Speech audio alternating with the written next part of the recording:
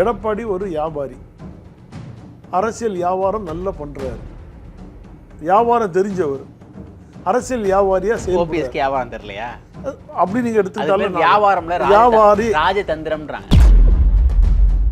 Sir. உப்பு போட்டு சோறு சாப்பிடுறவருக்கு சூடு சொன்னா வரும், இந்த உப்பு போட்டு சோறு சாப்பிடுறவருக்கு கேள்வி கேட்பான். இப்போ யாருக்கும் இல்லைன்றீங்களா? இவரு யாருக்குமே இல்லையே, சூடு சோறுனே இல்லையே. ஓபிஎஸ் நாங்கள் சேர்த்தோம்னா பாஜக கொண்டு போய் எங்கள் அடாமன்னு வச்சிருவாரு சார். இவனை பாஜக தானே சார் அடிமையாக இருந்தாங்க. இப்போ என்னவோ பெருசா நான் பெரிய பாஜக அடிமையே இல்லாத மாதிரியா? பாஜக காலகளி எங்கள் அண்ணன் ஓபிஎஸ் வந்து நேரடியாக போகிறாரு, நேரடியாக பார்க்குறாரு, வாராரு. இவங்கள மாதிரி மறைமுகமாக இது என்ன கள்ளக்கூட்டணி வச்சு நடத்திட்டு இருக்கல. இப்போ ஒன்றிணையத்தில் என்ன பிரச்சனை? எடப்பாடி அவர்களுக்கு என்ன தயக்கம்? அவங்கெல்லாம் உள்ளே வந்தால் நம்மளோட பொறுப்பு என்ன ஆகும் அப்படின்ற ஒரு தயக்கம் இருக்கு அவருக்கு. வேற ஏதாவது நோக்கம்? ஒன்றிணைய மாட்டாங்க சார். 2026 வரைக்கும் எடப்பாடி பழனிசாமி ஒன்றிணைய மாட்டார். சசிகலா, ஓபிஎஸ், டிடிவி, எடப்பாடி 4 பேர் சேர்றதுல பிரச்சனை இருக்கு. சரி, நீங்க குறைஞ்சபட்சம் நீங்க 3 பேர் சேரலாமே. சசிகலா, ஓபிஎஸ், டிடிவி இந்த 3 பேர் சேரலாமே. அதுல என்ன பிரச்சனை இருக்கு? நீ சேர்ந்து என்ன செய்ய போறீங்க? கொடநாடு விவகாரம் வந்து வெளில வந்தா உண்மை தெரிய வரும். இதுக்கு மேலேயும் நான் அமைதியா இருந்தேன்னா எம்ஜிஆர் ஆன்மாவும் ஜெயலலிதா ஆன்மாவும் என்ன மன்னிக்காது. கட்சியை ஒன்றிணைக்க வேண்டிய நேரம் வந்துருச்சு. நம்ம தானே சொல்றாங்க. அவங்களுக்கு தெரியாதா தான் வீட்டில் எவ்வளோ கொள்ளையடிச்சிருக்காங்க, எவ்வளோ போயிருக்கு, யாரால நடந்திருக்குன்னு அவங்களுக்கு உண்மையை தெரியாதா?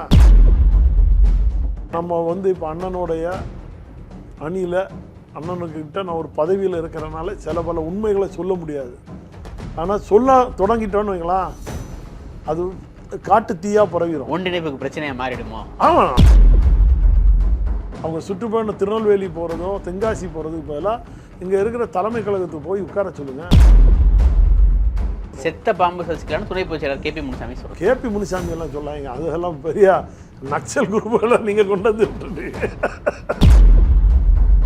சசிகலாவும் எடப்பாடி பழனிசாமி மறைமுக டீலிங்ல இருக்காங்கன்றீங்களா? கண்டிப்பா. இந்த அம்மா வந்து ஒரு பெரிய ஒரு நெட்வொர்க் இல்லைன்னு மறுக்க முடியாது. ஒன்னிந்திய அரசியல் நேயர்களுக்கு வணக்கம். இன்றைய அரசியல் களம் நிகழ்ச்சியில் நம்மோடு இணைந்திருப்பது ஓபிஎஸ் ஆதரவாளர் திரு நாஞ்சில் கொடப்பன் அவர்கள். சார் வணக்கம். வணக்கம். அதிமுக செயற்குழு கூட்டம் எந்த சச்சரவும் இல்லாமல் அமைதியாக நடந்து முடிஞ்சிருச்சு. பூகம்பம் வெடிக்க போகுது, பிரளயம் நடக்க போகுது, என்ன ஆக போகுது பாருங்க அப்படின்னாங்க. ஒன்றுமே ஆகாதுன்னு எங்களுக்கு தெரியுமே. இப்போ சொல்கிறீங்க? அப்பவுமே சொல்லிட்டு இருக்கேன். எப்போவுமே நான் என்னை பொறுத்த வரைக்கும் இது எதுக்கு அவசர செயற்குழு கூட்டம்னு பண்ணினாங்கன்னே தெரியாது. அதுக்கு தான் ஜெயக்குமார் விளக்கம் கொடுத்துட்டாரு. 7 நாளில் பண்ணனால அவசர செயற்குழு கூட்டம், 15 நாளில் கழித்து பண்ணுனா சாதாரண கூட்டம்னு ஏதோ ஜெயக்குமார் விளக்கம் கொடுத்தாரு. இந்த 7 நாளில் அவசர கூட்டம் வச்சு இந்த 9 தீர்மானம் போட்டு திமுகவையும் பிஜேபியும் திட்டுறதுக்கு இன்னொரு 15 நாள் கழிச்சா சாதாரண செயற்குழு கூட்டமே வச்சுட்டு போயிருக்கலாமா? ஒன்றும் பிரச்சனை இல்லை. சும்மா நடிக்கிறாங்க. நான் ஒன்று சொல்ல போகிறேன். ஏன்னா எடப்பாடி ஒரு வியாபாரி, வியாபாரம். அவர் வந்து அரசியல் வியாபாரி, அரசியல் வியாபாரம் நல்லா பண்ணுறாரு, வியாபாரம் தெரிஞ்சவர், அரசியல் வியாபாரியா செயல்படுறாரு. வியாபாரம் தெரியலையா? அப்படி நீங்க எடுத்துக்கிட்டாலும் வியாபாரம்ல வியாபாரி ராஜதந்திரம்ன்றாங்க. ராஜதந்திரம் இல்ல, அரசியல் வியாபாரி. எடப்பாடி ஒரு அரசியல் வியாபாரி. எல்லாமே இருக்காங்க. அதனாலதான் சொல்லிட்டேன் சார். உப்பு போட்டு சோறு சாப்பிட்றவனுக்கு சூடு சொன்ன வரும். இந்த இயக்கம் நம்மளை காப்பாற்றின இயக்கம், புரட்சி தலைவர் காலத்தில் இருந்து நம்ம வந்து உருவாக்கின இயக்கம். இந்த இயக்கத்தால் தான் நம்ம பேர் புகழும் வாங்கினோம். நம்ம குடும்பங்கள் தலையெடுத்து நிற்குது. சொத்து பொத்தெல்லாம் வாங்கி பறந்து விரிஞ்சு இருக்கிறோங்கிறது தெரிஞ்சவர்களுக்கு இந்த உப்பு போட்டு சோறு சாப்பிடுவாங்க கேள்வி கேட்பான். இப்போ யாருக்கும் இல்லைன்றீங்களா? இவன் யாருக்குமே இல்லையே, சூடு சோறுனே இல்லையே சார். செயற்குழுவாக இருக்கட்டும், பொதுக்குழுவாக இருக்கட்டும், போலி பொதுக்குழுவாக இருக்கட்டும், நீங்கள் 10 தோல்வி அடைஞ்சாச்சு, 11வது தோல்வி எல்லாமே டெபாசிட் காலி. தமிழ்நாட்டில் மொத்தமே 10 சட்டமன்ற தொகுதி தான் ஜெயிக்கிறதுக்கு முடிஞ்ச ஆளுக்கு தீர்மானத்தில் நன்றி சொல்லுவானோ. அதை விட கேவலம் என்ன சார் வேணும்? அப்போ இவனெல்லாம் அதிமுகவா? அங்கே இருக்கிற பெரிய தலைகள்லேருந்து கீழே வரைக்கும் கேட்குறேன். செயற்குழுன்னு பேரில் ஒரு போலி நாடகத்தை நடத்தி, அதான் சொல்கிறேன், அரசியல் வியாபாரி எடப்பாடி பழனிசாமி ஆளுமை மிக்க ஒரு அரசியல் வியாபாரி. 26லையும் அவர் தலைமையில் அவரோட ராஜதந்திரத்தையும் அவரோட அரசியல் அறிவை பயன்படுத்தி அதில் தான் நாங்கள் முடிஞ்சதில்லை. அதோட அதிமுக இழுத்து மூடிட்டு கதவை சாத்திட்டு போயிட வேண்டியதானே? அப்புறம் நாங்கள்லாம் உழைச்சி கஷ்டப்பட்டு சார் வாழைத்தண்டை லாரி டயருக்கு கீழே சொருவி வச்சு ப்ரெஷ்ஷு மாதிரி பண்ணி ரோட்டில் படம் வரைவோம் சார். இங்கே இருக்கிறவனுக்கு எவனுக்காக தெரியுமா? நாங்கள் அன்னைக்கு கொடியை பிடிச்சதுனால தான் இன்றைக்கி நீங்கள்லாம் காரில் கொடியை கட்டிட்டு கரை வெட்டி கட்டிட்டு நாங்கள் எங்கள் இயக்கம்னு சொல்லிட்டு போயிட்டுருக்கீங்க சார். அன்றைக்கெல்லாம் நாங்கள் உழைச்சதுனால ரத்தம் சிந்தி வேர்வை சிந்தி, அதாவது ரோட்டில் அந்த ரெட்டையிலை படத்தை வாசலிங்கும் ரெட்டையிலை கோலம் விடுங்கள்னு தலைவருடைய பாட்டுக்கு ஏற்ப ரோட்டில் எல்லாம் நாங்கள் கோலம் போடுவோம். பேனர் எடுத்து கெட்டிக்கிட்டு அதில் திமுக பேனரை கொண்டு வந்து மறைப்பாங்க. இதெல்லாம் மீறி மீறி மீறி நாங்கள் பட்டதுனால தான் இன்றைக்கி நீங்கள் காரில் கொடியை கட்டிக்கிட்டு அதிமுக ஏன் சொத்து அப்படின்னு சொல்லிக்கிட்டு மார்த்தட்டிட்டு அலைஞ்சிட்ருக்கீங்க. உழைச்சவன் தெருவில் நிற்கிறான் சார். எங்கேருந்தோ வந்த வியாபாரிகள் அத்தனை பேரும் உட்கார்ந்துருந்து கட்சியை கூறு போட்டு உட்கார்ந்துட்ருக்கீங்க. அதான் சொல்லிட்டேன், உப்பு சூடு சொர்ணம் மானம் ரோசம் அற்றவன நான் எடப்பாடி பழனிசாமியை குறையே சொல்ல மாட்டேன். அவர் அரசியல் வியாபாரி, அவர் அரசியல் வியாபாரத்தை செய்கிறாரு. இவனும் காசு வாங்கிக்கிட்டு பின்னாடி வாயை பொத்திட்டு நிற்கிறான். ஓபிஎஸ்க்கு அந்த நுணுக்கம் தெரியலையோ? அது தெரியலை. அவர் ஒரே நேர்வழி பாதையில் போயிட்டே இருக்கிறாரு. அதனால் அதை பற்றி நம்ம சொல்கிறதுக்கு நுணுக்கம் தெரியலன்னு இல்லை. அவர் அந்த தலைவர்கள் வகுத்து கொடுத்த பாதையை பின்பற்றுறார், அவ்வளோதான். நம்ம எப்போவுமே நேராகவே போவோமே, சரி மக்கள் அந்த ஒரு எண்ணத்திலேயே அவர் போகிறார். அவரோட அமைதி அதோட உங்களுக்கே தெரியும். அது நம்ம அவர் ஒரு அமைதியாக போவோம், சண்டை சச்சரவுகள் வேண்டாம். அடுத்து என்ன இப்போ என்னதான் நிலைமை அதிமுக? அவரு சார், நான் என்ன கேட்குறேன், எடப்பாடி பழனிசாமி தோல்வியிட்டவர். அவர் எங்களை இணைக்கணும் இல்லை பார்க்கணும் எங்களுக்கு தேவையே கிடையாது. நான் ஓப்பனாக சொல்ல யார் அப்பர் ஹேண்ட்ல இருக்க? இன்னைக்கு எடப்பாடி தான் அப்பர் ஹேண்ட்ல இருக்காரு. அப்பர் ஹேண்ட் எப்படி நீங்க சார் சொல்றீங்க? கட்சி வட்ட இருக்கு, சின்ன வட்ட இருக்கு, சார் சின்ன கட்சி எல்லாம் அடுத்த 2026 அவர் கையில் இருக்காங்கிறத பார்ப்போம். அடுத்த தேர்தலில் அவர் கையில் சின்ன இருக்கா, கட்சி இருக்கா, கொடி இருக்கான்ங்கிறதெல்லாம் அதை 2வது கட்ட பார்ப்போம். வழக்குகள்லாம் உருவாகியாச்சு, அது 2வது நிலைமை. நடந்து முடிஞ்ச தேர்தலில் படுதோல்வி அடைஞ்சவர் எடப்பாடி பழனிசாமி. நாங்கள் ஒரு தோல்வி அடையிலையே, சுயேட்சையாக நின்னார். 3.5 லட்சம் ஓட்டை வாங்கி 2 இடத்துல நின்னார். அதிமுக சார்பில் ரெட்டையிலை சின்னத்தில் எடப்பாடி தலைவர் தலைமையில் ஏற்ற அந்த அதிமுக 4வது இடத்துக்கு போச்சு, 3வது இடத்துக்கு போச்சு. ராமநாதபுரத்தில் 6 சட்டமன்ற தொகுதியில் தோல்வி. இதுபோல் எத்தனை சட்டமன்றம் இருக்குது? இப்போ தேனியில் எடுத்துருங்க, கன்னியாகுமரியில் எடுத்துருங்க, தூத்துக்குடியில் எடுத்துருங்க, திருநெல்வேலியில் எடுத்துருங்க, எல்லா இடமும் படுதோல்வி, சட்டமன்ற தோல்வி. அப்புறம் அதுக்கு ஒரு காரணமா சொல்றாங்க, ரெட்டையிலை எதிர்த்து நின்னவர் அவர் எப்படி சேர்த்து சார்? ரெட்டையிலை ஏற்றிருக்கல சார், ரெட்டையிலையை ஏற்றிருக்கல. நீதிமன்றத்தின் மூலமாக வாங்கப்பட்ட இடைக்கால ரெட்டையிலையை வச்சு நான் தான் அதிமுகவுக்கு தலைமைன்னு சொல்லி மார்த்தட்டின எடப்பாடி பழனிசாமியோட ஆணவத்தை அழிச்சது தான் அந்த ரெட்டையிலை. அதுக்காக தான் நாங்கள் ரெட்டையிலைக்கு எதிர்த்து நிற்க வேண்டிய கட்டாயம். அதுவும் அத்தனை இடத்துலையும் அவர் ரிப்பார்ட்டில் ஒரு பானை சொட்டுக்கு ஒரு சோறு பதமாக அவரே நின்று அந்த ரெட்டையிலையோட கோளாறு யாருக்கிட்ட இருக்கணும் ங்கிறத தெரியப்படும் சார். எடப்பாடி பழனிசாமி கூட நாங்கள் சேர்ந்தாலே நாங்கள் வீக்னஸ் சார். இப்பவும் சொல்கிறேன், இப்போ எடப்பாடி உங்கள்கிட்ட சேரணுன்றீங்க சார். அவரை அவர் சேர்ந்தா நாங்கள் சேர்த்துக்கிட்டு போகிறோம், அவ்வளோதான். ஆனால் அவருக்கு நாங்கள் சேர்ந்தா நாங்கள் வீக்னஸ் சார். இப்படி தான் சார் தர்ம யுத்தம் 1ல் இணைய வேண்டான்னு நான் ஒரு 5 மணி நேரம் அண்ணன் வீட்டில் பேச்சுவார்த்தை நடக்கும் போதெல்லாம் நானும் அந்த அண்ணன் வீட்டில் சண்டை போட்டேன். இந்த முனுசாமி இருக்கார, அந்த முனுசாமி அதெல்லாம் அப்படிலாம் சொல்லக்கூடாது, சில விஷயங்கள்லாம் தெரியணும் பாட்டார். அன்னைக்கு எங்களுக்கு வயசு ஒரு 50-51 வயசு தான். இன்னைக்கு 58 வயசாச்சு சார். 7-8 வருஷம் இந்த இயக்கத்துக்காக தர்மயுத்தம் 2வது தர்மயுத்தம்னு பார்த்துட்டு இருக்கோம். நீ எத்தனை தர்மயுத்தத்துக்கு நீங்கள் இணைப்பீங்க? என்னை பொறுத்த வரைக்கும் கேட்டால் எடப்பாடி பழனிசாமி தேவையே கிடையாது. கட்டமைப்பை உருவாக்குங்க, கட்டமைப்பு சார். அதிமுக ஓபிஎஸ் அணின்னு உருவாக்கி நம்ம களத்தில் இறங்கி போயிட்டே இருப்போம். என்ன தயக்கம்? ஓபிஎஸ்க்கு என்ன தயக்கம்? செய்வார், இணையாதா? அவருக்கு அந்த உணர்வு இருக்குது சார். அவருக்கு அந்த உணர்வு இருக்குது. இயக்கம் பால்பட்டு போயிடக்கூடாது, பிரித்து செயல்படக்கூடாது, ஒற்றுமையாக செயல்படணுங்கிறதுல அவர் ரொம்ப பார்த்து ஏன்னா கழிஞ்ச முறை ஒரு 8 மாதத்தில் கட்சி இணைஞ்சிருச்சு. அதுபோல் அவர் கணக்கு போட்டார். ஆனால் இங்கே இருக்கிறவங்க இல்லை, அவர் நீங்கள் நல்லா புரிஞ்சுருங்க சார். எதிர்கட்சி பீரியடில் ஒருத்தர் கட்சியை உடைச்சி சின்ன பின்னா மாக்குறாருன்னா தன்னுடைய சுயநல அரசியல் வியாபாரத்தை காட்டுறார் சார். தன்னுடைய சுயநலத்துக்காக கட்சியை உடைக்கிறார். நீ ஆளுங்கட்சியாக இதே நான் என்ன சொல்கிறேன், தலைமையில் முதலமைச்சராக இருக்கும்போது உடைச்சிட்டு போயிருக்க வேண்டியதானே? நான் தான் என் ஆளுமைன்னு சொல்லிட்டு, நான் தான் கரும்பு தோட்டத்தின் இரும்பு மனிதன் சொல்லிட்டு அன்னைக்கு உடைச்சிட்டு போயிருக்க வேண்டியதானே? எல்லா இடமும் உங்கள் புகழாரம் தானே ஓடிட்டு இருந்து, ஏன் அன்னைக்கு முடியல? எதிர்கட்சி பீரியடில் இன்னைக்கு கட்சிக்காரன் 4 காசு சம்பாதிக்க முடியாமல் திணறிக்கிட்டு தான் உழைப்பையும் போட்டுக்கிட்டு தெருவாக சுற்றிட்டு இருக்கிற காலகட்டத்தில் போய் கட்சியை உடைச்சி கூறு போட்டு வச்சுட்டு உட்காந்துட்டு பண்ணிட்டு இருக்கும்போது எவ்வளவு வேதனை இருக்குது தெரியுமா?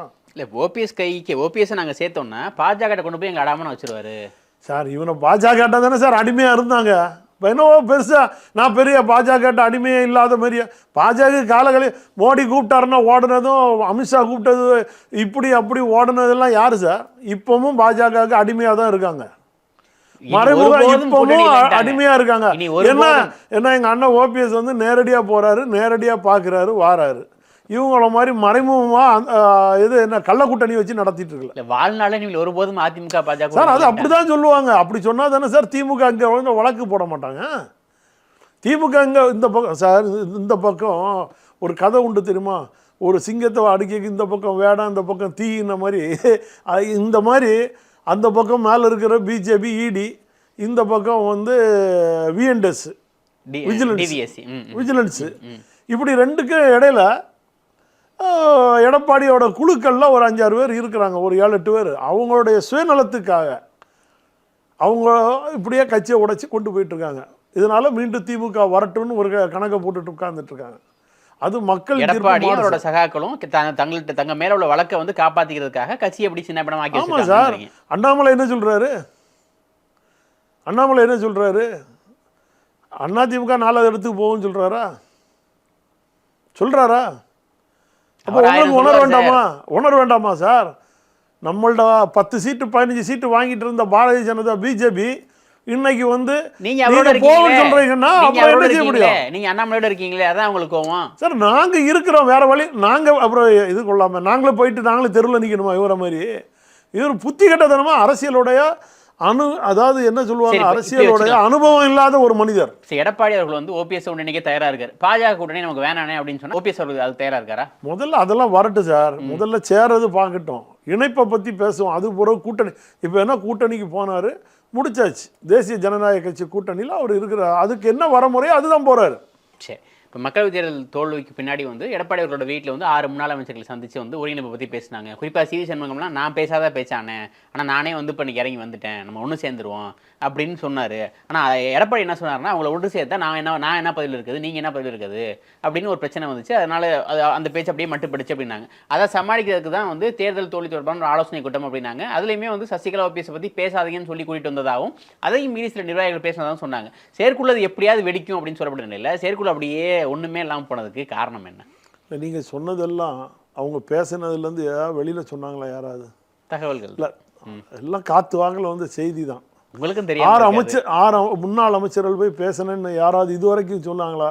இல்லை. அதை தான் நான் சொல்லிட்டேன் சார். அவங்களுக்கு உப்பு உரப்பு எல்லாம் போட்டு சாப்பிட்டுட்டு இருந்தாங்கன்னா அவங்க வெளிப்படையாக வந்து செயற்குழுவில் பேசியிருக்கணும். அந்த செயற்குழு கூட்டத்தை நடத்தும் போது பேசியிருக்கணும். அவர் நீ பேசாதன்னு சொன்னாலும் சரி, கட்சிக்காக உணர்வு கொடுக்குறவன், உயிரை கொடுத்தவன் இருக்கான் சார். நீங்கள் உங்கள் உணர்வை கொடுங்கன்னு தான் கேட்குறோம். உயிரை கொடுக்க வேண்டாம், எடப்பாடியே அந்த உணர்வை செலுத்துங்க. அந்த இயக்கத்தால் அதிமுகங்கிற ஒரு அங்கீகாரத்தால் தான் வாழ்ந்தவங்க. அதிமுக கரவெட்டியை கட்டியிருக்கோம், அந்த கொடியை கையை நம்ம பயன்படுத்துகிறோம். இது எத்தனை பேரோட ரத்தம் சிந்தின கட்சி, இது உழைப்பவரால் உயர்ந்த கட்சி. இதெல்லாம் மனசில் வச்சுருந்தா அவங்க பேசியிருப்பாங்க.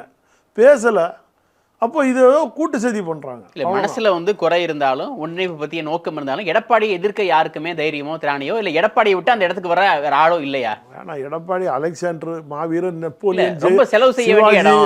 இவரை எதிர்த்தா ஒன்றும் செய்ய முடியாது. என்ன செலவு வைக்கிற பத்திரிகையாரங்க அவரை தூக்கி தூக்கி தூக்கி ஹைலைட்ல கொண்டு போய் வச்சிட்டு இருக்கீங்க. அவரே பாவம் நொந்து வெந்து போய் இவன் அடிப்பானா நாளைக்கு அவன் அடிப்பானான்னு நினைச்சு ஒவ்வொரு நாள் ராத்திரி அல்லும் போது தூக்கம் இல்லாம அலைஞ்சிட்டு இருக்காரு. அவரை போய் பெரிய மாவீரன் பேசிட்டு இருக்கீங்க. இல்ல, அது ரொம்ப செலவு வைக்கிற இடம். எடப்பாடியை தவிர வேற யாராலையும் அந்த இடத்துல இருக்க முடியாது சார். இன்னைக்கு அவர் வந்து பணம் என்ன சொல்லுவாங்க, பலா காய்க்கிற இடம் மாதிரி பணம் காய்க்கிற மரமா இருக்காரு. அதனால அவர் அந்த இடத்துல வச்சு நல்ல ஆடை குளிப்பாட்டி என்ன பண்ணுவாங்க தெரியுமா, மாலையெல்லாம் போட்டு வெட்டுவாங்க தெரியுமா, அந்த கதை தான் நடக்கும். அதை மாதிரி அவரை அலங்கரித்து வச்சுருக்காங்க. அதாவது ஒற்றை ஓட்டில் 2 பேராக எடுத்து ஒருங்கிணைப்பாளர் இணை ஒருங்கிணைப்பாளர்னு ஒரு அலங்கார ரதத்தில் இவங்க 2 பேரை உட்கார வச்சு பணிவுடையாக நாங்கள் அந்த தேரை இழுத்துட்டு வந்தோம். அந்த தேரை பாதி வழியில் நிப்பாட்டி விட்டு இறங்கி ஓடி போயிட்டார், எனக்கு இணை ஒருங்கிணைப்பாளர் வேண்டான்னு. இப்போ நீதிமன்றத்தில் என்ன சார் கொடுத்துருக்கீங்க? இப்போ பொதுச்செயலாளர்னு உங்களால் போட முடியுமா? போட முடியாது. இல்லை, தீர்மானம் பொதுச்செயலாளர் தான் போட்டிருக்காங்க சார். அது உங்களுக்குள்ள உள்ள நீங்கள் போட்டிருக்கலாம். ஆனால் நீதிமன்றத்தில் இணை ஒருங்கிணைப்பாளர்னு கொடுத்துட்டாங்க. அந்த நீதிமன்றம் மூலமாக தான் உங்களுக்கு பொதுச் செயலாளர் வழங்கப்பட்டது.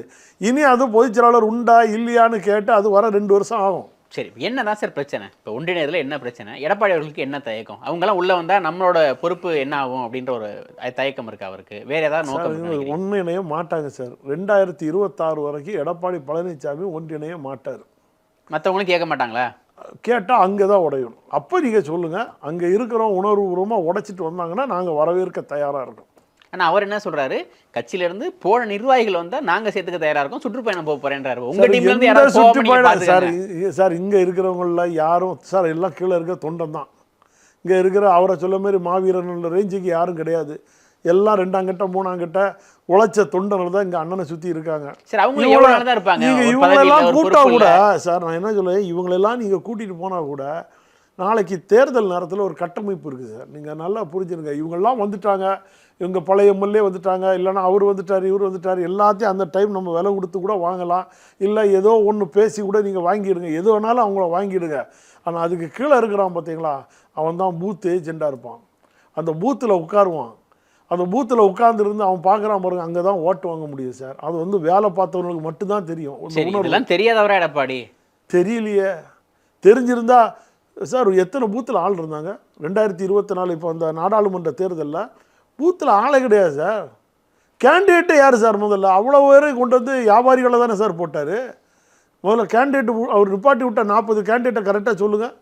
எந்த கேண்டிடேட் அதிமுக விசுவாசமான கேண்டிடேட்னு சொல்லுங்கள் சொல்லுங்க. யாரு சார்? யாருமே இல்லையா? அவ்வளோ திமுகல இருந்து வந்தவங்க, அங்கேருந்து வந்தவங்க, இது நம்ம மணல் குவாரியில் உள்ளவங்க, தொழிலதிபர்கள், இப்படி தானே கொண்டு வந்து விட்டு வச்சிருந்தாரு. ஜெயிச்சிருந்தாரு சார். ஜெயிக்க முடியாது சார். அதான் கீழே கட்டமைப்பு சொல்லிட்டேன். நீங்கள் என்னதான் பில்டிங் அலங்காரம் காட்டினாலும் பேஸ்மெண்ட் வீக்காக இருக்கும்போது அந்த பில்டிங் ஆட தான் சார் செய்யும். நீங்கள் அலங்கரித்து காட்டலாம், ஆனால் பேஸ்மெண்ட்டு ஒன்று இருக்குல்ல, அந்த பேஸ்மெண்ட்டு தான் கட்சி தொன்னேன்.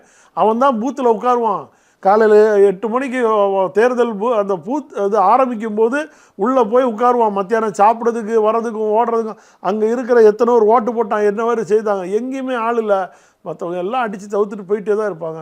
அதனால தான் ராமநாதபுரத்தில் 22ஆம் நம்பருக்கு உள்ள வேண்டியதெல்லாம் 2ஆம் நம்பருக்கு விழுந்தது. இல்லைன்னா 3.5 லட்சம் ஓட்டுக்கு மேலே வந்து அவர் வெற்றி பெற்றிருப்பார் சார். ஆள் அங்கேயும் நான் சொல்கிறேன். நான் வந்து இப்போ அங்கேயும் எங்களுக்கு கட்டமைப்பு இல்லாதனால தான் உள்ள பிரச்சனை. கட்டமைப்பு இருந்திருந்ததுன்னா அன்னைக்கு அண்ணன் வந்து தான் வெற்றி பெற்றிருப்பார், பலாப்பழம் வெற்றி பெற்றிருக்கும். கீழ்மட்டத்தில் கட்டமைப்பு சரியில்லை. சரி, அந்த கட்டமைப்பு பூத்துக்குள்ளே கரெக்டாக இருந்தாங்கன்னா, இப்போ ஒரு இடம் இந்த அறந்தாங்கி, திருச்சுழி, இங்கெல்லாம் கட்டமைப்புக்குள்ளே உள்ள பூத்து ஏஜென்ட்டுகள் உள்ள ஆட்கள் கரெக்டாக இல்லை. இருந்திருந்தாங்கன்னா அந்த 22ஆம் நம்பர் போட வேண்டியதெல்லாம் 2ஆம் நம்பரில் போயிருக்காது சார். பிரிஞ்சு கிடக்கிறதுனால சூழ்நிலை. இப்போ சசிகலா, ஓபிஎஸ், டிடிவி, எடப்பாடி 4 பேர் சேர்றதுல பிரச்சனை இருக்கு. சரி, நீங்க குறைஞ்சபட்சம் நீங்க 3 பேர் சேரலாமே. சசிகலா, ஓபிஎஸ், டிடிவி இந்த 3 பேர் சேரலாமே. அதுல என்ன பிரச்சனை இருக்கு? நீ சேர்ந்து என்ன செய்ய போறீங்க? இல்ல, முதல்ல நீங்க சேர்ந்து ஒரு வலுவான அணி அமைச்சு அவங்க வந்து அந்த அம்மா அப்படியே போயிட்டு இருக்காங்க. சுற்றுப்பயணம் போயிட்டு இருக்காங்க. அவங்க தன்னை நிறுவனத்தை போயிட்டு இருக்காங்க. அவர் தனியாக ஒரு கட்சி ஆரம்பிச்சு பர்மிஷன் கேட்டிருந்தீங்களே சசிகலா சந்திக்கு? என்ன அவங்க, அதாவது நான் என்ன கேட்குறேன், நேரமே இல்லையா அவங்கள்ட்ட? இப்போதைக்கு எங்களுக்கு அது தேவையில்லைன்னு என்னுடைய கருத்து சார். அந்த அம்மா எப்போ வராங்களோ சேரட்டும். அவங்க வந்து எடப்பாடி பழனிசாமியை தான் சேருவாங்க. காலம் அதனுடைய பதிலை விரைவில் சொல்லுவாங்க. ப்ரெஸ் மீட் பார்த்தீங்களா? கொடநாடு விவகாரம் வந்து வெளில வந்தால் உண்மை தெரிய வரும். இதுக்கு மேலேயும் நான் அமைதியாக இருந்தேன்னா எம்ஜிஆர் ஆன்மாவும் ஜெயலலிதா ஆன்மாவும் என்னை மன்னிக்காது, கட்சியை ஒன்றிணைக்க வேண்டிய நேரம். அந்த அம்மா தானே சொல்கிறாங்க. அவங்களுக்கு தெரியாதா தான் வீட்டில் எவ்வளோ கொள்ளையடிச்சிருக்காங்க, எவ்வளோ போயிருக்கு, யாரால நடந்திருக்குன்னு அவங்களுக்கு உண்மையை தெரியாதா? என்ன சார் நீங்கள் அதான் சொல்கிறாங்க, விசாரிச்சா உண்மை தெரிய வரும். இப்போ நம்ம வந்து இப்போ அண்ணனுடைய அணியில் அண்ணனுக்கிட்ட நான் ஒரு பதவியில் இருக்கிறனால சில பல உண்மைகளை சொல்ல முடியாது. ஆனால் சொல்ல தொடங்கிட்டோன்னு வைங்களா, அது காட்டு தீயா பரவிடும். ஒன்றிணைப்புக்கு பிரச்சனையாக மாறிடுமோ? ஆமாம், எல்லாம் இருக்கலாம். நாங்கள் வந்து அவரை சார்ந்து போகிறதுனால சில விஷயங்களை வந்து நாவடக்கத்தோடு செயல்பட்டு போயிட்டுருக்கோம். ஆனால் பொறுத்தவர் ஒரு கட்டத்துக்கு மேலே போகும்போது, கட்சியோட அழிவுக்கு போகும்போது பல விஷயங்கள் எல்லாம் நாங்கள் கேட்க வேண்டிய வரும். சரி, கொடநாடு விவகாரம் நீங்களும் அப்பப்போ கேட்குறீங்க, அது ஒரு சைடு இருக்கட்டும். நான் என்ன கேட்குறேன், சசிகலா ஓபிஎஸும் சேர்றதுல குறைஞ்சபட்சம் என்ன பிரச்சனை அப்படின்னு கேட்குறேன். ஒரு பிரச்சனையும் இல்லை. அப்புறம் ஏன் அவங்க தான் முடிவு எடுக்கணும், அந்த அம்மா தான் முடிவு எடுக்கணும். அவங்க பார்க்கலாம், ஓபிஎஸ் தானே எப்போவும் நம்ம வீட்டு பிள்ளைன்னு சொல்லிட்டு உட்கார வச்சுருந்தாங்க. அண்ணனும் எப்போவும் நம்ம வீட்டு அம்மா தானே நம்ம பார்த்துக்கலாம்னு சொல்லிட்டு அண்ணனும் பேசாமல் இருக்கார். அவ்வளோதான். இதில் ஒன்றும் இப்போ ஒன்றும் சேர்ந்து ஒன்றும் பெரிய விஷயம் கிடையாதுல்ல. இப்போ அவங்க சுற்றுப்பயணம் போகிறது இதை தான் நான் ஏற்கனவே சொன்னேன். அவங்க சுற்றுப்பயணம் திருநெல்வேலி போகிறதோ தென்காசி போகிறதுக்கு பதிலாக இங்கே இருக்கிற தலைமை கழகத்துக்கு போய் உட்கார சொல்லுங்கள். பொதுச் செயலாளர்னு சொல்லி கொடி கட்டி போகிறாங்க. இவங்களால யாராலையும் ஒன்றும் செய்ய முடியாது. வழக்குகள் நீதிமன்றத்தில் இருக்குது. போனால் போதும் விட்டுட்டோம். ஓபிஎஸ் அண்ணன் கொடி கட்டினாதான், கரவேட்டி கட்டினாதான் போய் வழக்கு மன்றத்தில் நீதிமன்றத்தில் போய் போர்க்கொடி தூக்கி தடை ஆணை வாங்கிட்டு வருவார் எடப்பாடி பழனிசாமி. அந்த அம்மாட்ட இதாக முடிஞ்சுதான். இல்ல வேணான்னு பாக்குறோம், நீங்களே வேண்டாம் ஒன்றும் பார்க்க முடியாது சார் அவங்கள்ட்ட எல்லாம். காட்டமா பேசினாங்களே சார். சார் ஓபிஎஸ் அண்ணனை கண்டெல்லாம் பயம் கிடையாது. அந்த அம்மாவை கண்டாலே அவர்கள்லாம் பயந்துருவாங்க, வேற மாதிரி போயிடுவாங்க. நீங்க இந்த பயப்படுறாங்க. ஜெயக்குமார் சொல்றாரு ரத்தம் குடிக்கும் அட்டைகள் சசிகலா ஓபிஎஸ்ன்றாரு. உங்களுக்கே தெரியும். போன அதுக்கு முன்னாடி அந்த அம்மாவை எப்படி கோளாரம் பண்ணியிருக்காங்கிறத அதையும் கொஞ்சம் எடுத்து பாருங்க சார். இவங்க எல்லாம் பேசிட்டு அம்மா இப்படி பேச சொன்னாருமா, நான் பேசணுமான்னு சொல்லிட்டு போய் கருவாடு மீனாகாது கறந்த பால் மடிபுகுமாது. அதான் சொல்றேன்ல சார். இவங்க எல்லாம் இப்படி பேசுவாங்க. பேசிக்கிட்டு திரும்பி அப்புறம் அம்மா அவர் தான்மா பேச சொன்னார், எனக்கு ஒன்றும் தெரியாதுன்னு சொல்லிட்டு பேக் வாசலோட போய் காலில் விழுந்துட்டு வந்துடும். செத்த பாம்பு சசிகலான்னு துணை பொதுச் செயலாளர் கேபி முனுசாமி சொல்கிறார். என்ன வேணாலும் சொல்லிட்டு போட்டோம். கேபி முனுசாமி எல்லாம் சொல்லாங்க, அதெல்லாம் பெரிய நக்சல் குரூப்பெல்லாம் நீங்கள் கொண்டு வந்து விட்டுட்டு அவரு வந்து சொல்லுவார். அவர் ஆரம்பத்திலே சொல்லிட்டு இருப்பார். இவங்களெல்லாம் நம்பாதீங்க. இவங்கெல்லாம் இங்கே ப்ரெஸ் மீட்டில் பேட்டி கொடுத்து திரும்ப ஃபோன் பண்ணி பேசுகிறாங்கன்றீங்களா? கண்டிப்பாக சார். இவங்கெல்லாம் அண்டர்ஸ்டாண்டிங்கில் இங்கே அந்த அம்மா சார், அந்த அம்மாவால் தானே சார் ஜெயக்குமாருக்கெல்லாம் மந்திரி பதவி. எங்கே இருந்தார்? பிடிக்கி தூரத்துக்கு போட்ட பிறகு அவர் மந்திரி பதவி கொடுத்தது யார்? அந்த அம்மா தானே மந்திரி பதவி கொடுத்தாங்க. செங்கோட்டையனுக்கு வாழ்வு கொடுத்தது யார்? அந்த அம்மா தானே கொடுத்தாங்க. தளவாய் சுந்தரத்துக்கு டெல்லி சிறப்பு பிரதிநிதி கொடுத்தது யார்? அந்த அம்மா தானே. வளர்மதிக்கு பாடநூல் கழகம் கொடுத்தது யார்? அந்த அம்மா தானே. ஏன்னா ஒரு எடப்பாடியாக கொடுத்தாரு அன்னைக்கு. அந்த அம்மா சொல்கிற இடத்துல எடப்பாடி கையெழுத்து போட்டுட்டு தானே இருந்தார். இப்போ இன்னுமே செல்வாக்கு இருக்குன்றீங்களா? கண்டிப்பாக. ஏன் எல்லாரும் போய் ஜெயிலில் போய் பார்த்துட்டு வரலையா? அதெல்லாம் அமைச்சராக இருக்கும்போதே போனாங்களா சார்? இப்போ கேட்குறேன். ஒரு விதியை மீறி தானே போனாங்க. அதெல்லாம் போய் பார்த்துட்டு வரலையா? அதனால் எல்லாம் அண்டர்ஸ்டாண்டிங்கில் இருப்பாங்க. அது கால நேரம் மாறி வரும்போது மக்களுக்கு தெரியும் உண்மையான நிலவரம் ஏன் எதுக்காக போராடுவாங்க அங்கிறதுலாம் விரைவில். சசிகலாவும் எடப்பாடி பழனிசாமி மறைமுக டீலிங்கில் இருக்காங்கன்றீங்களா? கண்டிப்பாக. இல்லாமல் ஏங்க அந்த அம்மாவை வந்து நான் இப்போவும் சொல்கிறேங்க, அந்த அம்மா வந்து ஒரு பெரிய ஒரு நெட்வொர்க் இல்லைன்னு மறுக்க முடியாது. அவங்களுக்கு வந்து மேல் மட்டத்திலேருந்து கீழ் மட்டத்தில் இருக்க பியூன் வரைக்கும் அவங்க ஆள் வச்சுருப்பாங்க. நல்லா புரிஞ்சது. அப்படி வச்சிருந்தமா இன்னைக்கு கட்சியை வந்து கைப்பற்ற முடியாமல் இருக்கு. சந்தர்ப்ப சூழ்நிலை எல்லாத்துக்குமே சந்தர்ப்ப சூழ்நிலை. அந்த சந்தர்ப்ப சூழ்நிலை எடப்பாடி பழனிசாமி பயன்படுத்தி தன்னோட வியாபாரத்தை பெருக்க நினைக்கிறாரு. அந்த அம்மாவுக்கு சந்தர்ப்ப சூழ்நிலைகள் அமையலை. எல்லாத்துக்குமே ஒரு சூழ்நிலை அமையலை. போராடிக்கிட்டே இருக்காங்க. எங்கேயோ ஒரு இடத்துல கொஞ்சம் ஒரு லூப் கிடச்சி டக்குன்னு மேலே எழும்பி வரும்போது இவர் எடப்பாடி பழனிசாமியோட வியாபாரம் முடக்கப்படும்.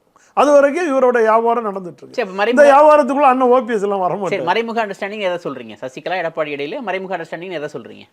முதல்வராக இருந்ததுக்கு அந்த அம்மாவுக்கு என்னெல்லாம் செய்யணுமோ அதெல்லாம் அவர் செஞ்சு கொடுத்துருக்காரு. முதல்வராக இருந்து பண்ணியிருக்காரு. தன்னுடைய நன்றி கடனை வியாபார ரீதியாக முடிச்சிட்டார். இன்னைக்கு வியாபாரத்தை நடத்திட்டு இருக்கார். அரசியல் வியாபாரத்தை நடத்திட்டு இருக்கார். அவ்வளோதான் இப்போதைக்கு என்னால் சொல்ல முடியும்.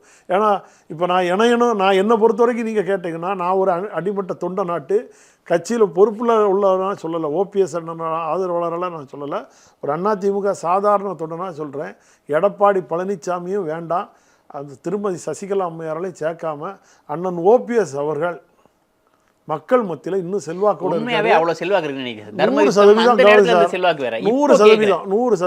நான் இப்போ உங்கள்ட்ட சொல்கிறேன், என் மாவட்டத்தில் ஒரு மாவட்ட செயலாளரை போட்டார். எனக்கு தெரியாது, உண்மையை சொல்லப்போனால் எனக்கு தெரியாது. அந்த பையன் யாருமே முதல்ல தெரியாது. ஆனால் எங்கள் மாவட்டத்தில் வந்து எனக்கு உறைஞ்ச ஒரு 30-40 கால் வந்திருக்கும். பேசுகிறவங்க அத்தனை பேரும் அண்ணாச்சி என்னென்ன அண்ணாச்சி இப்படி பண்ணி போட்டார, அண்ணாச்சி இப்படி பண்ணி போட்டார, ஒரு ஆளை போடுறது இப்படியாக போடுற. நாங்கள்லாம் வந்து ஒரு அப்போ அவங்க சொல்கிறாங்க, நான் சொல்கிற ஆட்கள் எல்லாம் முன்னாள் நகர செயலாளர், பேரூர் செயலாளர், ஊராட்சி செயலாளர் எல்லாம் பதவியில் இருக்கும். அரசு பதவியில் இருந்தவங்கெல்லாம் என்கிட்ட பேசுகிறத ஏன்னா ஃபோன் பண்ணிட்டு அண்ணா என்னென்ன ஆச்சு இப்படி எல்லாம் கொண்டு வந்து போடுறாங்களே. நாங்கள் வந்து எடப்பாடியை சொன்ன வார்த்தை, நாங்கள் எடப்பாடி படத்தை போட்டு நிற்கணும்னு எங்களுக்கு ஆசை கிடையாது. சின்னமும் கொடியும் அவருக்கு கையில் இருக்குது. அது நாளைக்கு பறிக்கப்பட்டால் நாங்கள் அண்ணாச்சியை தேடி வரதுக்கு தயாராக இருக்கோம், கீழ்மட்டத்தில் இருக்கிறவங்க. ஆனால் அண்ணாச்சி இப்படிப்பட்ட ஆட்களையெல்லாம் கொண்டு வந்து போட்டுட்ருக்காங்களே. அதாவது ஓபிஎஸ் அவர்கள் நியமிச்சு மாவட்ட செயலரை பத்தி உங்கள்ட்ட புகார் தெரிவிக்கிறாங்க. இந்த மாவட்டத்துல இருந்து எனக்கிட்ட அப்பதான் நான் நினைக்கிறேன், அப்பதான் எனக்கு எங்க மாவட்டத்துல நான் சொல்றேன், அப்பதான் நானே நினைக்கிறேன், அண்ணனுக்கு என் மாவட்டத்திலேயே இவ்வளோ செல்வாக்கு இருக்க, இவனெல்லாம் இவ்வளவு பாசம் வச்சிருக்காங்களா. நீங்க நல்லா புரிஞ்சிருங்க, ஒரு நெகட்டிவ் அங்க நடக்கும்போது ஒரு பாசிட்டிவ் வருது, உள்ளுக்க இருக்கிற சொல்றான் அண்ணன் செய்வாரு, அண்ணன் பண்ணுவாரு, நாளைக்கு நம்பிக்கை இருக்கு சார். நான் இப்பவும் சொல்றேன், ஓபிஎஸ்ங்கிறதுக்கு மேல நம்பிக்கை 100% இருக்கு. தமிழ்நாட்டில் எல்லா கட்சிக்காரனும் அவர் அமைதியானவர், சாதுவானவர், எதிர்த்து அடிக்க மாட்டார், ஒன்றும் செய்ய மாட்டார், விட்டு கொடுத்து போயிடுவார், அதெல்லாம் கரெக்டு. விட்டு கொடுத்தாரு, நீட்ட இடத்துல கையெழுத்து போட்டு கொடுத்ததுனால தான் இன்றைக்கி இந்த பிரதிபலன் உண்டா இல்லையா. தர்மயுத்தத்தில் 40% 47% மக்கள் செல்வாக்கூட இருந்தவர் இதே எடப்பாடி பழனிசாமிக்கு அந்த மாதிரி ஒரு சூழ்நிலை வந்திருந்தா ஆட்சியை கலைச்சி தான் பார்த்துருப்பாவே, கை கொடுத்து பார்த்துருக்க மாட்டார். ஆனால் அவர் கை கொடுத்து பார்த்தார். அம்மாவோட ஆட்சி 5 ஆண்டு காலம் போகணும்னு சொல்லி எல்லாத்தையும் தாங்கிக்கிட்டார்.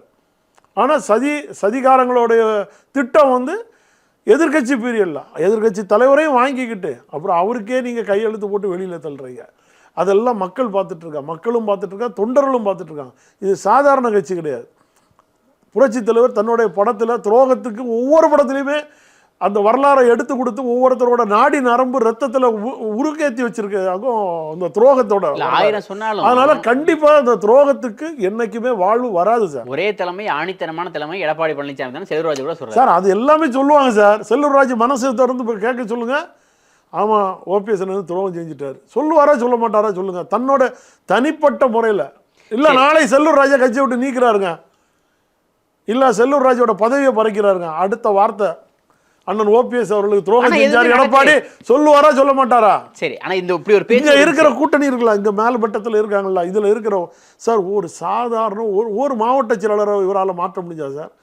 நேற்று திமுக இவர் கூட்டம் நடத்துறாரு, திமுகவுடைய மாவட்ட செயலாளர் கூட்டம் நடக்குது. அங்கே சொல்கிறாங்க மாவட்ட செயலாளர் தப்பு செய்தால் உடனே மாற்றப்படும் சொல்கிறார். நீ என்னையா சொல்கிறீங்க? ஆனால் இங்கேயே ஒரு பேச்சு இருந்துச்சுல, 117 மாவட்டத்தை அதிகரிக்கிறீங்களா பார்ப்போமே. எஸ்பி வேலுமணி கிட்ட இருக்கிற தொகுதியெல்லாம் பிரிக்க சொல்லுங்க சார். அப்படிதான் சொன்னாங்க. சொல்லுங்க சார், கை வச்சு பார்க்க சொல்லுங்க சார். சரி, ஒரு நாள் இப்போதைக்கு வேணாம், இப்போ ஏற்கனவே ஒருங்கிணைப்பு பற்றி வைக்க சொல்லுங்க சார். நாங்க குறிப்பிட்ட ஒரு 5-6 பேர் பேரை சொல்றோம். சொல்லுங்க, இங்கெல்லாம் சொல்றோம். குறைஞ்சபட்சம் வேலுமணி, சிவி சண்முகம், வேலுமணி, சிவி சண்முகம், தளவாய் சுந்தரம், இப்படி ஒரு 5-6 இதெல்லாம் முனுசாமி, இவங்களெல்லாம் ஜெயக்குமார், இவங்களெல்லாம் தூக்கி மாத்திட்டு வேலை செய்ய சொல்லுங்களாம் பார்ப்போம். தள்ளி போட்டிருக்காருன்னு வச்சுக்கலாமா எடப்பாடி? இப்ப சும்மா எடுத்து சார், நீங்க பொதுச் செயலாளர் தானே, ஆளுமை மிக்கவர் தானே, மக்கள் சக்தி உங்கள்கிட்ட தானே இருக்குது, தொண்டர்கள் சக்தி உங்கள்கிட்ட தானே இருக்குது. நாளைய 2026 முதல்வர் தானே சொல்லிட்டு இருக்கியா? கட்சியில் யார் யாரெல்லாம் எங்கெங்கெல்லாம் ஒரு டெபாசிட் இழந்திருக்கு அத்தனை இடத்துல இருக்க மாவட்ட செயலரை மாற்றுங்க முதல்ல. சரி, நீங்கள் இறுதியாக சொல்ல வருது மாற்றுங்க சார், ஆளுமையை காட்டுங்க. அம்மா இருந்தால் பண்ணுவாங்கல்ல. இதே அவர் திமுக தலைவர் என்ன சொன்னார்? 40 தொகுதி எனக்கு ஜெயிக்கணும், இல்லைன்னா அந்தந்த மாவட்ட செயலாளர் மாற்றப்படுவார்னாரு. 40 தொகுதி ஜெயிக்க வச்சுட்டு நிற்கிறார்ல. 20க்கு 20 தான் அவர் ஜெயித்தாலும் மிச்ச கூட்டணி கட்சியும் ஜெயிக்க வச்சுட்டாங்கல்ல. யோசிச்சு பாருங்க பார்ப்போம். அடுத்தால 200க்கு டார்கெட் போடுவார். ஏன்னா அவருடைய கணக்கு 2234 தொகுதியில் அதிமுக 10 சட்டமன்ற தொகுதி தான் எடுத்திருக்கு. சரி, நாளைக்கு இன்னொரு 10 வந்தால் கூட அவருடைய கணக்கு அவ்வளோதான் போகும். கூட்டணி கட்சி போனால் நம்ம 200 அடிக்கலான்னு அவர் கால்குலேஷன் பண்ணுறாரு. அந்த ஒற்றுமையை சேரக்கூடாதுன்னு பிரிக்கணுங்கிற முடிவு எடுக்கிறாரு. நல்லா புரிஞ்சிருக்கேன். அதை எடப்பாடி பழனிசாமி என்ற அரசியல் வியாபாரிக்கு தெரியல. இறுதியா சசிகலா கையில் தான் லகான் இருக்கு. அவங்க நினைச்சா அதை ஒருங்கிணைக்க முடியும். சொத்து சசிகலா மாட்ட தானங்க இருக்கு. இதுக்கு போகிற என்னங்க சொல்ல முடியும்? கட்சியோட சொத்து எல்லாமே அந்த அம்மாட்ட தானே இருக்கு. அந்த அம்மாட்ட இருக்கிற சொத்துக்கள் எல்லாமே வெளியில் வந்தால் தானே கட்சிக்கு அப்புறம் ஒரு ஊக்குவிக்க முடியும். பொருளாதார இல்லையா? திண்டுக்கல் சீனிவாசன் ஒன்றும் இல்லையா? இருக்கான்னு கேட்டு பாருங்க. கட்சி சொத்தை எங்கே கொடுத்தாங்க, எப்படி விற்றுருக்காங்கிறதெல்லாம் அது இன்னொரு காலத்தில் வெளியில் வரும்போது தெரியும். சரி, சசிகலா நினைச்சா ஒருங்கிணைப்பை சாத்தியப்படுத்த முடியும் அப்படியா? அதானங்க அவங்க செய்கிறாங்க. ஆனால் அவங்க பேசிட்டு தானே இருக்காங்க. நீங்கள் சொல்கிறத பார்த்தா ஏன்னா அவங்க தாய் உள்ளத்தோடு செய்கிறேன்னு சொல்லி செய்கிறாங்க, கேட்க மாட்டேங்காங்க. இப்போ நான் தான் சொல்கிறேன்ல, அந்த அம்மா போய் உட்காரக்கூடிய இடம் அந்த அரியணை அதிமுக அலுவலகம். அவங்களுக்கு உட்காரதுக்கு ரைட்ஸ் இருக்குது. இங்கே மட்டும் இல்லை, மொத்த அதிமுக சொத்து எல்லாமே அவங்க கையில் தான் இருக்குது. எடப்பாடி பழனிசாமி கையில் என்ன இருக்குது? பொதுச் செயலாளர்னு சொல்கிறீங்களா, அவர் கையில் என்ன இருக்குது? அப்புறம் எப்படி சமாளிக்கிறாங்க? இல்ல கட்சிக்கு அவ்வளவு செலவு இருக்கு, அப்பப்ப நிதி அறிவிக்கணும், அப்பப்ப செலவுகள் செய்யணும், எல்லாம் உதவித்தொகை அறிவிக்கணும். எல்லாம் நம்ம பொன்னேன் அண்ணன் என்கிட்ட சொன்ன மாதிரி தான் 4 ஆண்டு காலம் மேய விட்டு ஒவ்வொருத்தரையும் 100 கோடி 200 கோடி சம்பாதிக்க விட்டுட்டாருன்னு சொன்னார்ல, அதுதான். அதை வச்சு செஞ்சுக்கிட்டே இருக்காரு. ஆனா ரொம்ப நாளைக்கு செய்ய முடியாதுன்றீங்க. செய்ய முடியாது சார். திண்டுக்கல் சீனிவாசன் அவரெல்லாம் பொருளாளராக இருக்கிற அவரெல்லாம் எத்தனை பிரச்சனைகளில் மாட்ட போகிறாருன்னு பாருங்கள். சரி, ஒருங்கிணைப்பு குழுன்னு ஒன்று ஆரம்பிச்சாங்க, அதிமுக ஒருங்கிணைப்பு குழு. அது பண்ணிட்டு இருக்காங்க. கிட்டத்தட்ட வந்து ஒரு தொகுதி 10,000 பேர்கிட்ட ரெடி பண்ணிட்டோம். நாங்கள் வந்து அடுத்த ஒரு கூட்டம் நடத்த போகிறோம். எடப்பாடி வந்து எங்கள் எடப்பாடிக்கு நாங்கள் யாருன்னு காமிக்கிறோம் அப்படின்றாங்க. அவங்களால வந்து ஒருங்கிணைக்க முடியும்னு நினைக்கிறீங்களா? நீங்கள் ஒருங்கிணைப்பு குழுன்னா எனக்கு ஒரு காமெடி குழு ஒன்று தான் எனக்கு தோணுது. 3 பேர் உட்கார்ந்துட்டுருக்காங்க. அந்த 3 பேரில் கேசி பழனிசாமி அவர் வந்து சொல்கிறாரு, ஓபிஎஸ் வந்து எடப்பாடி தலைமையை ஏற்றுக்கிடணும்னு சொல்கிறாரு. அதுக்கு என்ன நிர்பந்தமோ தெரியல. ஏன்னா எங்களுக்கு அது விருப்பம் இல்லை. அவர் வந்து ஓபிஎஸ் ஏற்றுக்கிடணும்னு சொல்ல வேண்டிய அவசியம் கிடையாது. அவர் வேணால் முதல்ல அவர் ஏற்றுக்கிடலாம். இல்லை அவரை வந்து வெளியில் ரோட்டில் போகிற ஆளுன்னு சொன்னதுக்கு பதிலும் கொடுத்துட்டு முதல்ல அவர் போய் ஏற்றுக்கிட்டு எடப்பாடி பழனிசாமியை அண்ணன் ஓபிஎஸ் ஏற்றுக்கிடணும்னு சொல்கிறது ஒரு அநாகரிகமற்ற செயல். அதில் ஒருத்தரோட ஜெயஸ்ரீ பிரபாகர் சொல்கிறாரு, ஓபிஎஸ் அண்ணன் வந்து பிஜேபியை விட்டு வெளியில் வரணும்னு சொல்கிறாரு. உங்கள் கூட இருந்தவர் தானே சொல்கிறாரு. நான் சொல்கிறேன், நான் ஜெயஸ்ரீ பிரபாகர் அவருக்குன்னு ஒரு மரியாதை கொடுப்பேன். கூடா நட்புல போய் சேர்ந்துருக்காரு, அவ்வளோதான். புகழேந்தி வந்து முதல்ல கூவத்தூர்லாம் சுற்றி முடிச்சுட்டு திரும்பி தான் இங்கே வந்தார். இவர் ஜெயஸ்ரீ பிரபாகர் அப்படி இல்லை, ஆரம்பத்திலே வந்தவர். கேசி பழனிசாமி முதல்ல இங்கே நம்மள்ட்ட இருந்து தான் வெளியில் போனார். புகழேந்தி அப்படி இல்லை, கூவத்தூர்லாம் போய் அண்ணன் பேர்லேயே வழக்கு போட்டவர் தான். கட்சியை விட்டு நீக்கணும்னா அவர் அண்ணன் பேர்லேயே வழக்கு போட்டவர் தான். அதெல்லாம் 2வது கதை. இவர் புகழேந்தி என்ன சொல்கிறாரு, எடப்பாடி பழனிசாமி இனி பொதுச் செயலாளர்னு போடுவார்னா வக்கீல் நோட்டீஸ் பறக்குங்கிறாரு. இது எப்படி சார் ஒருங்கிணைப்பு குழு? ஒருங்கிணைப்பு குழு எதையும் தாங்கும் இதயமாக இருக்கணும். இவங்க அதை எடப்பாடியை குறை சொல்கிறது, அண்ணன் ஓபிஎஸை குறை சொல்கிறது, இதெல்லாம் பார்க்கும்போது இவங்களுடைய பின்னணியில் யாரோ இருந்து இவங்களை இயக்குறாங்க. ஏதோ ஒரு சக்தி. எந்த சக்தி? அது இல்லாமல் சார் நீங்கள் 1300 பேரை நான் தமிழ்நாடு முழுக்க போட்டேன்னு சொல்கிறீங்க. ஆனால் ஓபிஎஸ் அண்ணன் கூடால இருக்கிற ஆட்களெல்லாம் இங்கேருந்து யாரெல்லாம் பதவி மாற்றி விட்றாங்களோ அவ்வளோ வரையும் கூட்டிகிட்டு போய் பக்கத்தில் உட்கார வச்சுருக்காங்க. எடப்பாடி பழனிசாமிகிட்ட வந்து ஒரு ஆளை கூட்டிகிட்டு வாங்க சார். எடப்பாடி பழனிசாமிகிட்ட இருந்து அந்த ஒருங்கிணைப்பு 4 பேரை கூட்டிகிட்டு வாங்க. இல்லை எடப்பாடி பழனிசாமி சம்மந்தப்பட்ட ஆளு கூடால நீங்கள் 3 பேரும் போய் உட்கார்ந்து இருந்து பேசுகிற ஃபோட்டோவையாவது கொடுங்க. லெட்டர் அனுப்பிச்சிருக்கோம் நாங்கள். லெட்டர் எழுதுனா நாங்கள் ரோட்டில் கிடக்கு, நாங்கள் லெட்ரு வந்தது, லட்சக்கணக்கில் லெட்ரு வந்தது. இதெல்லாம் நாங்கள் நம்ம அவருக்கு கருணாநிதி காலத்திலே இந்த கதை வசனங்கள்லாம் நாங்கள் எடப்பாடி, ஓபிஎஸ், டிடிவி, சசிகலா 4 பேரும் வந்து ஒத்து வந்தால் நாங்கள் பேச தயாராக இருக்கோம். எப்படி சார் வருவாங்க? உங்களை நம்பி எப்படி சார் வருவாங்க? நீங்கள் என்ன அரசியல் தலைவர்களா? ஒருங்கிணைப்பு குழுன்னு சும்மா இதுவரை 5வது பிரிவு காட்டிக்கிட்டு இருக்கிறவங்களை எல்லாத்தையும் பைத்தியக்காரன் ஆக்கிட்டு இருக்கக்கூடாது. கட்சிக்காரன் கட்சி தொண்டம் இதாகிட்டு உட்கார்ந்துட்டு இருக்கான். அவர் ஜெயஸ்ரீ அண்ணன் அறிவாற்றல் மிக்கவர். நான் உண்மையை சொல்ல போனால் அதில் அவரை வந்து நான் குறை சொல்ல மாட்டேன். அவர் ஏன் இந்த மாதிரி அரசியல் தெரியாது. நான் அண்ணங்கிட்டே ஒரு நாளைக்கு நான் பேசினேன். ஆனால் புரட்சி தலைவர் எம்ஜிஆர் போல் நீங்கள் வந்து ஜெயஸ்ரீ அண்ணன் வீட்டில் போய் உட்கார்ந்துருந்து ஜெயஸ்ரீ அண்ணன் ஏதோ தேவையில்லாமல் தப்பான பதவி போகிறார் போல இருக்குது, நீங்கள் போய் நேராக ஜெயஸ்ரீ அண்ணன் வீட்டில் உட்கார்ந்து இருந்துட்டு ஜெயஸ்ரீ அண்ணன் நீங்கள் இது பேசுங்கண்ணே அப்படின்னு சொன்னேன். ஏங்க அவர் இப்போ கூட என்கிட்ட பேசினாருங்கன்ட்டார். ஒருங்கிணைப்புக்காக பேசியிருப்பாரு. அவர் பேசுனது வந்து வேற அர்த்தம். இப்போ கூட பேசினாருங்க. நான் அப்போ சொல்கிறாரு, இப்போ கூட பேசினாருங்க. அப்போ நீங்கள் பேசிகிட்டு இருக்கிறவர், அண்ணன் கூடால நல்லா பேசிகிட்டு இருக்கிறவர், இந்த செயல்பாடு வெளியில் வந்து அண்ணன் பிஜேபி கூடால இருக்கக்கூடாது, பிஜேபி விட்டு வெளியில் வந்துடணும் அப்படின்னு சொல்லி அண்ணனை வந்து நீங்கள் ஒரு விமர்சனம் பண்ணும்போதோ, இல்லை அண்ணன் ஒருத்தரை வந்து அந்த பதவியை எடுத்து இன்னொருத்தரை மாற்றி விடும்போது அவங்கள கொண்டு வந்து நீங்கள் பக்கத்திலே உட்கார வச்சு பேட்டி கொடுக்கும்போதோ, அப்போ அது ஒரு அண்ணனுக்கு எதிரான ஒரு செயல்பாடு இருக்கலாம். நீங்கள் அண்ணன் சொல்கிறது அதுலேயே ஒரு 1000 பொய் இருக்குன்னு தானே அர்த்தம். என்னை பொறுத்த வரைக்கும் நான் சொல்கிறேன் அது தவறு. ஏன்னா நாங்கள் ஒரு பாதையை கட்டமைக்க எவ்வளோ கஷ்டமாக இருக்குது. அரசியல் தெரியாதவங்கள 3 பேருமே. அப்போ சார் 3 பேர்லாம் சார் 3 பேருமே 3 திசையாக போனவங்க சார். 3 திசையும் வந்து அங்கே நிற்க முடியாது சார். அது பிஜேபி விட்டு போயிருங்க, அவர் பிஜேபி விட்டு வெளியில் வரணும், இதெல்லாம் தவறான செயல்பாடு. ஒரு தேசிய ஜனநாயக கட்சி கூட்டணியில் அவர் இருக்கார். நாளைக்கு அதிமுக ஓபிஎஸ் அணின்னு வந்தாலும் அந்த கூட்டணியில் தன்னை பலப்படுத்த இருப்பார். நாளைக்கு தேசிய ஜனநாயக கட்சி கூட்டணி தமிழ்நாட்டுக்கு ஒரு தலைவராக உட்காரன்னா ஆனால் ஓபிஎஸ் தான் இன்றைக்கி தகுதியானவர். அந்த கூட்டத்துக்கே நீங்கள் பாருங்கள், தேசிய ஜனநாயக கட்சி கூட்டணியில் இருக்கிறதுல இன்னைக்கு ஒரு தகுதியான தலைவரை தேர்ந்தெடுக்கணும். ஒரு முன்னாள் முதல்வராக இருக்காருன்னா அந்த கூட்டணிக்கு தலைவராட்டு அண்ணன் ஓபிஎஸ் வரலாம். இதில் என்ன தவறு இருக்குது? அப்போது அது கூட்டணி கட்சிகள் நாளைக்கு வரும்போது கூட்டணிகள் பிரிக்கப்படும், இடங்கள் பிரித்து கொடுக்க வேண்டிய வரும்போது இவரே நின்று முன்னிலைப்படுத்தி செய்வார்.